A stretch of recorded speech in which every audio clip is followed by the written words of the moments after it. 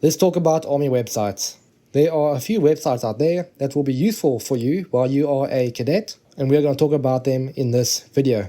Take note that a few of these websites require you to use your CAC or your military ID to log in. In case you don't know, once you have a CAC, you're going to need to buy for yourself one of these CAC readers. You simply put the card in the reader, then you plug the reader into your laptop, and then you can access certain military websites. Also, understand, sometimes when you are logging into a website, you're going to be met with a screen like this. The reason you are seeing that this is not secure is because you are attempting to access a government website while using a computer which is not a government computer. It's okay, don't worry about it. Just click down here to see more details and then continue to the site. Cool, let's begin with the Icam website. When logging in, you have to agree to a statement. Then you're going to select the PKI login option. This is allowing you to log in using your military ID. Once you have put in your PIN, you can access the Icam website. This is going to have a lot of personal information for you, including your military email address. Now, understand, as a cadet, you have a military email address. You're going to need to know what this is. This might come in handy to know in the future. When you're filling out admin documentation, you're going to need to know your military email address. Now, this is just a placeholder. You yourself do not have access to your military email,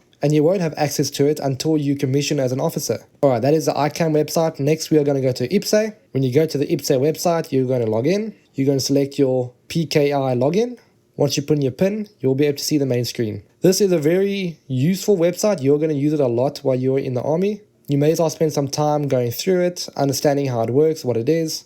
At the time of making this video, this is still a fairly new system, so expect some changes to be coming in the future. While we are here, we can actually access and log into iPERMS. iPERMS is just a website that stores your documentation. So any sort of certificates, military records, medical records, it will all be stored here in iPERMS. Next, let's have a look at finances. For this, you're going to go to the mypay.dfas.mil website. You'll log in with your military ID, and then you'll have access to your financial information. The next site is the Odin website. This is a pretty cool site. It allows you to look at equipment and weapons from foreign nations all over the world. It's just a cool site to have access to. It might come in handy while you are leading a lab at some point. Next, we will look at the ArmyPubs website. This is a website that allows you to download Army regulation, Army documents. If a cadre member comes up to you and says, hey, go read AR 670-1, well, you can go to this website and you can download that document and read it. So ArmyPubs is a pretty handy website. All right, next, let's look at ATN, Army Training Network. Once again, it's another good website to go have a look at, go through it, understand how it works. For you, when you are leading some sort of training event and you need to train a certain task to standard, you're going to want to download the METL, the Mission Essential Task List. To do that, you can go down to T&EO Task Search. Once you open up that page, you can go ahead and search for certain tasks. These tasks will have step-by-step instructions on how to complete them. Maybe you are teaching a class on the M4 and you want to have a look at the standardized instructions on how to clear in M4. You can find those instructions right here. Alright, that's it for this video, guys. I hope it was helpful. Hopefully you can use these websites as resources and implement them in your future training.